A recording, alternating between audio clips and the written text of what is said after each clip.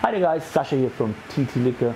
Today we teamed up with one of our favorite bourbon brands, Buffalo Trace, and we're going to show you another iconic classic from New Orleans, which is the Boulevardier. So over to you, Kay, and have fun guys. Hi guys, it's Kay. I'm here at TT Liquor again, and today I'm going to be showing you how to make a really classic cocktail called a Boulevardier. This is a stirred drink, so I'm going to be making it in my mixing glass.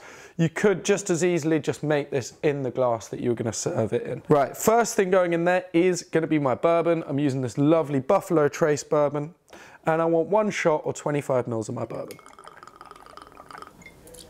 Right, next thing I need is some Sweet Vermouth. I've got some here that I've decanted, and we want 25 mils of our Sweet Vermouth. And our final ingredient is going to be some Italian bitter liqueur. We're using this Capano. Now we want 25 mils of our Capano.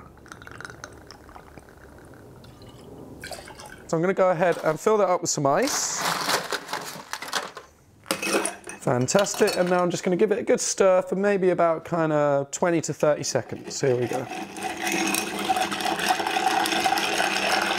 Now we're going to be serving this in a rocks glass, a nice large rocks glass. So I've got one here. I'm just going to fill that with some fresh cubed ice.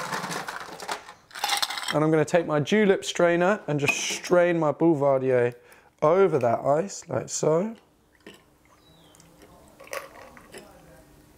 I've got myself a nice orange twist here. I'm just gonna twirl that over the top of the glass just to expel some of those oils. Twist it up into a little spiral and pop that on the edge of my glass there. And that is our Boulevardier ready to drink.